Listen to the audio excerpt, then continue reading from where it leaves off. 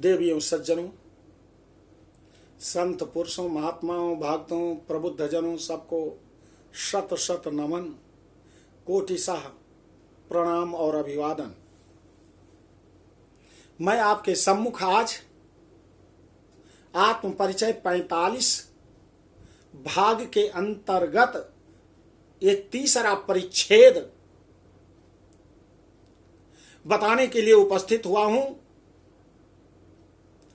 भगवान भोलेनाथ माता सती को अनेक प्रकार का आख्यान, प्रभु का नाम, प्रभु का गुणगान करके प्रसन्न करना चाहते हैं।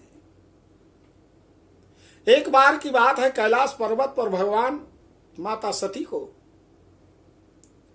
भगवान की कथा सुना रहे हैं। कहा, हमारे राम तो कण कण में रमण करते हैं। कहा, एक राम तो है दशरथ सुत तिहूं लोक बखाना, और राम नाम को मरम है आना।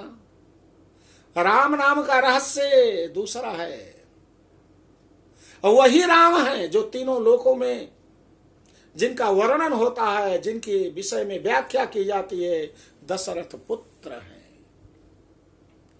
वो निर्गुण भी है, सगुण भी है, निराकार भी है, साकार भी है। कहा, स्वामी कैसे? कहा, कण कण में व्याप्त है, तुम्हारे शंकर के रोम रोम में व्याप्त है वह राम। वही इस पृथ्वी पर अधर्म को समाप्त करने के लिए, धर्म की स्थापना के लिए आते हैं। जब जब होई धर्म की हानि, बाढ़हि असुर अधम अभिमानी, तब तब प्रभु धारी मनुज शरीरा, हरहि शोक निज सज्जन पीरा। मनुष्य के रूप में आते हैं, विविध रूपों में आते हैं और पीड़ा को दूर करते हैं। हमारे प्रभु इस समय, देवी तुम्हारा परम प्रिय, हमारा परम प्रिय जो रावण है, उसने अत्याचार मचा दिया है त्रेता में। उसको सही लाइन पर लाने के लिए प्रयास करेंगे, नहीं मानेगा तो संहार करेंगे। देखो, हमारे आराध्य नारायण की पत्नी सीता का हरण कर लिया है रावण ने। उसकी तीनों शक्तियां जो मैंने दिया, विद्या विवादाय धनम मदाय शक्ति ही परेशान परिपीडनाय।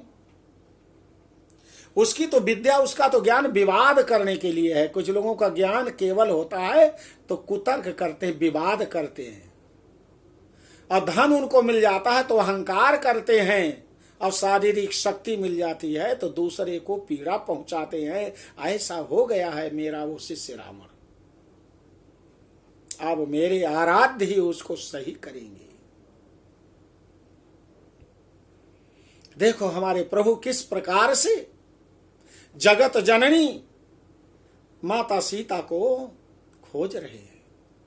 वो जगत जननी है देवी, उद्भव अवस्थिति संहार कारणीम क्लेशहारणीम, सर्वश्रेयस्य करीम सीताम नतो राम बल्लभाम। वह सृष्टि का उद्भव करती हैं, सृष्टि का पालन करती हैं, सृष्टि का संहार कर देती हैं, क्लेश को हरण करती हैं, और श्री राम जी की आज बल्लभा है।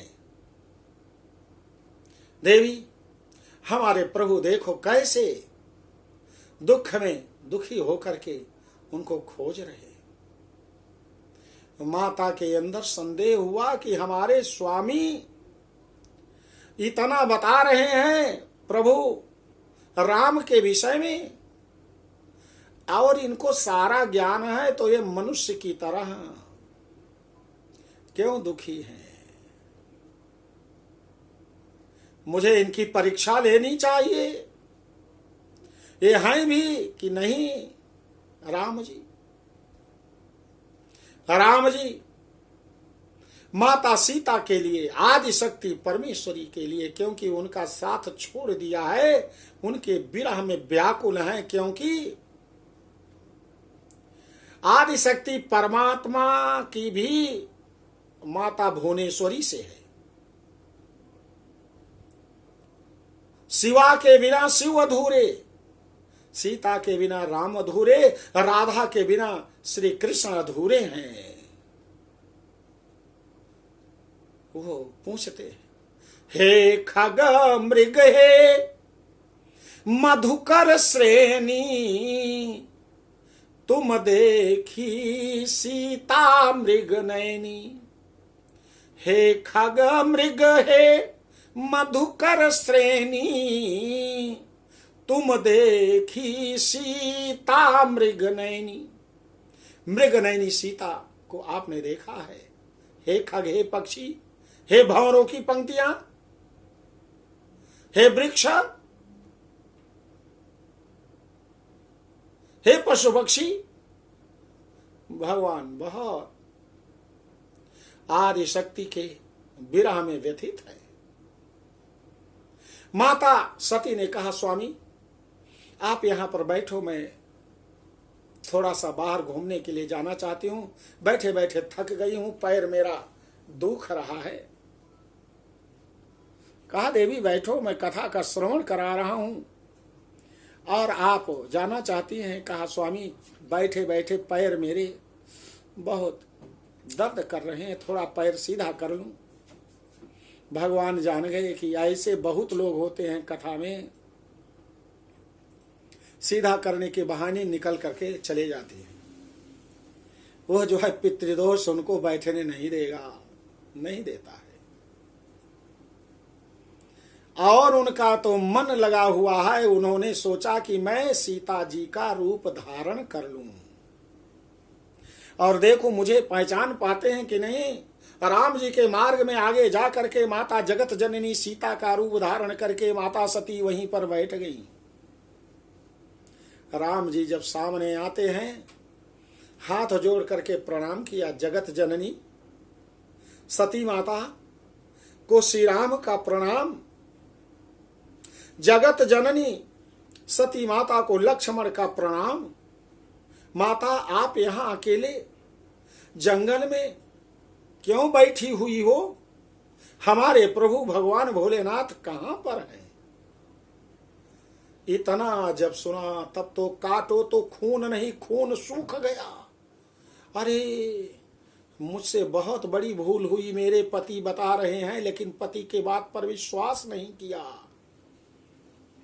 और ज्यादा पीड़ा, क्योंकि पितृदोष में हम यदि उपेक्षा करते हैं परमेश्वर की तो और कष्ट में और मानसिक तनाव और चिंता में पड़ जाते हैं। कहा, बस ऐसे अकेले चली आई हूं प्रभु, आपके आराध्य भोलेनाथ कैलाश पर विराजमान हैं। कहा, ठीक है। श्री राम जी लक्ष्मण जी नमन करके आगे बढ़ते हैं। इसके बाद धीरे धीरे पैर आगे बढ़ाते हुई माता सती कैलाश पर आ रही है। भगवान भोलेनाथ ने कहा, देवी आपका पैर सीधा हो गया, थोड़ा घूम टहल लिया होगा, आओ। कहां तक आप गई थी देवी? कहा, बस स्वामी ऐसे ही। झूठ बोल दिया, झूठ बोल दिया, असत्य। इसके बाद भगवान ने आंख बंद करके जब देखा तो सारा दृश्य उन्होंने देख लिया कि देवी ने तो सीता का रूप धारण किया है। देवी ने सीता का रूप धारण किया है।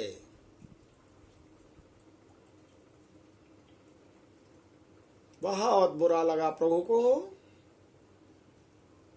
कहा देवी अब आप आइए मेरे सामने बैठिए, मेरे आगे, क्योंकि देवी सीता ही मेरी माता है। माता को पुत्र को चाहिए कि अपने आगे बैठाना चाहिए। आगे बैठाने का तात्पर्य यह है कि सबसे पहले उसको भोजन करा करके, उसको संतुष्ट करके, उसका पूजन अर्चन अपने सामने बिठा करके करना चाहिए। पुत्र वही है,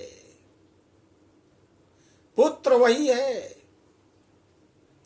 जो बिठा करके माता पिता को सम्मान दे, तभी मातृ ऋण कुछ कम हो सकता है।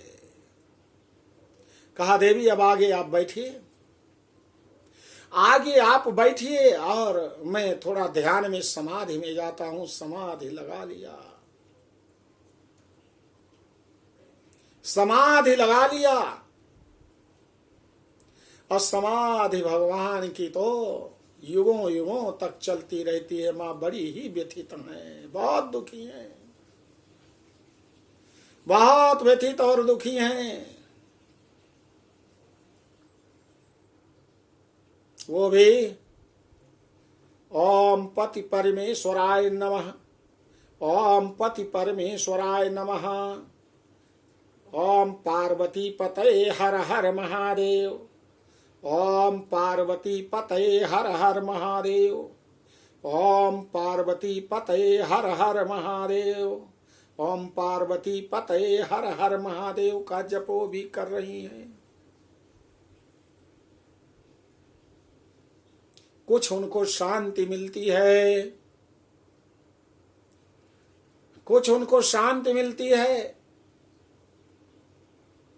माता का हृदय अब क्या करे, जान तो लिया कि अभी तक पत्नी के रूप में मैं अपने भोलेनाथ की वामांगिनी थी, आज उन्होंने मुझे अपने आगे बिठा लिया, तो अब तो पत्नी का स्थान से वंचित मैं हो गई हूं।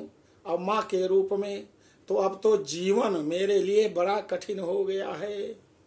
और अपने पश्चाताप और अपने असत्य के लिए भगवान की कि आप मेरे ही पति होंगे अगले भी जन्म में, प्रभु क्षमा कर दो। ओम पार्वती पतये हर हर महादेव, ओम सती पतये हर हर महादेव। देवियों सज्जनों, मैंने आपको यह तीसरा परिच्छेद आत्म परिचय का 45वें भाग का बताया। जरूर अच्छा लगा होगा, जरूर अच्छा लगा होगा। और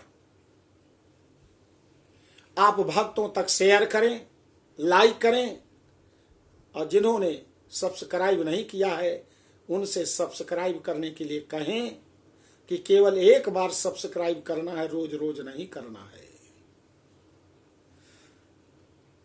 YouTube पर इससे महाराज जी की कथा का वीडियो जो आएगा तो आपको दिखाई देगा, इसलिए उसको सुनेंगे तो मन का परिताप और पितृदोष और वास्तु दोष जरूर दूर हो जाएगा, इसलिए सुने। बोलो पार्वती पतये हर हर महादेव। भगवान भोलेनाथ, माता सती की जय।